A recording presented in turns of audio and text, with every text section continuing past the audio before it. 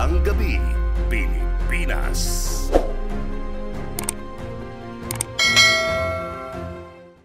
Iba naman ang senaryo sa bayan ng Victoria, kung saan tagumpay na napigilan ng grupo ng mga NPA members na makubkob ang police station sa lugar.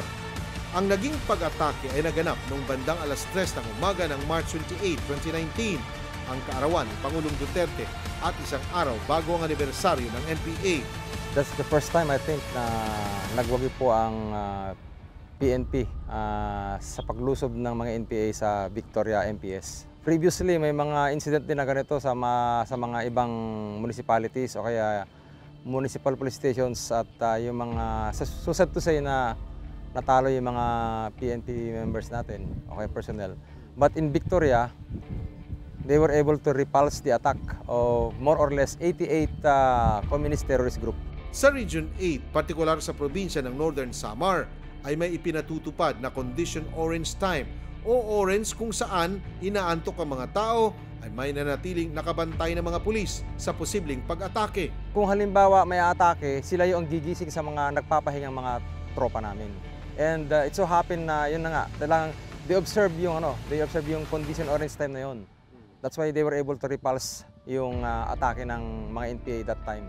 Kanila ding napag-alaman na nasa 3 buwan ang naging pagpaplano ng makakaliwang grupo para makubkob ang Victoria Municipal Police Station. Masasabi ko na yung pag-umatake ang NPA talagang pulido. Tinaplano nila yan. Of course, ayaw din nilang malagasan sila eh. Kaya talagang planado yan. Nagkaroon ng survey yan, for sure. Sinorvey nila, siguro may mga intel sila na nakapasok pa sa station na nagpapanggap lang na kunwari civilian, pero yun pala naniligpit. Sinasamantala ng NPA na inaantok ang mga pulis, kaya sumasalakay ang mga ito ng alanganin na oras. Anya, may dalawang strategy ang NPA. Una dito, ang pagkakaroon ng element of surprise at ang pangalawa ay ang deception. Ayon kay Police Lieutenant Eladio Alo, ang former Chief of Police, Victoria Municipal Police Station at ngayong OIC ng Provincial Administrative Records Management Unit ng Provincial Police Office ng Northern Samar, dahil sa anibersaryo ng NPA, naka-red alert na ang kapulisan. Kami ang i-highlight sana ng New People's Army habang i-celebrate nila yung 50th anniversary. Ibig sabihin golden.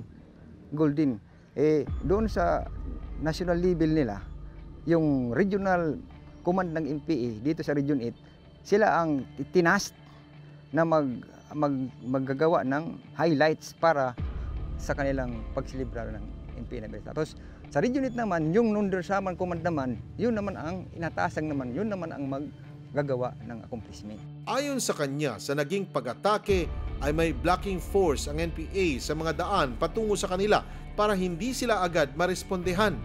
Ang assault team naman ay may sakay ng isang truck kargado ng iba't ibang high-powered firearms. Dumaan sa likod ang mga ito sa kanilang ginawang pag-atake para sorpresahin sila. Natugunan ito ng mga nakabantay ng mga panahon na yun. Kasi nakalatag naman yung aming defensive position habang nagpapahinga sa gabi, nakalatag ng defensive position. Ibig sabihin, may tinatawag kami na CMEX o simultaneous exercise. Kung anong oras dumating ang NPA, meron kami ipapaglaban. Nakahanda na sila sa gagawing pag-atake at nakakalat na sila sa 3 palapag ng kanilang police station. Matapos ito, nagsimula na ang palitan ng putok. Tumagal ng nasa 3 oras ang naging pag-atake. Dumating pa sa punto na nakubkob ng mga kalaban ang first floor ng station. Mula dito, kanila nang dinepensahan ang natitirang palapag ng gusali. Ang palitan ng putok, napunta na sa hagdan ng police station. Inisip ko talaga na dito na lang, kasi kung sa stairway kami magtatablahan. Kasi wala naman silang pagkataglaguan. Nakakalamang pa kami kasi sa taas kami. Ayon sa kanya, sinabihan pa sila na sumuko na at armas lang ang kanilang pakay sa naging pag-atake. Nagbanta pa ang mga ito, kung hindi susuko, kanila umanong susunugin ang police station.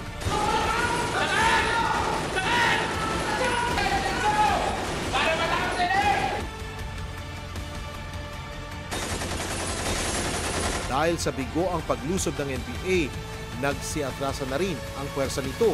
Sa kanilang panig, 3 ang nasugatan habang 3 rin ang naiulat na napatay sa NPA. Dagdag naman ni De la Cruz na kanilang mandato bilang mga pulis na ipagtanggol ang kanilang mga police station sa lahat ng kanilang makakaya. Kasi alam naman nila pag nagpulis ka o kaya nagsundalo ka, ang kalaban mo NPA. And of course, dapat panindigan mo yan.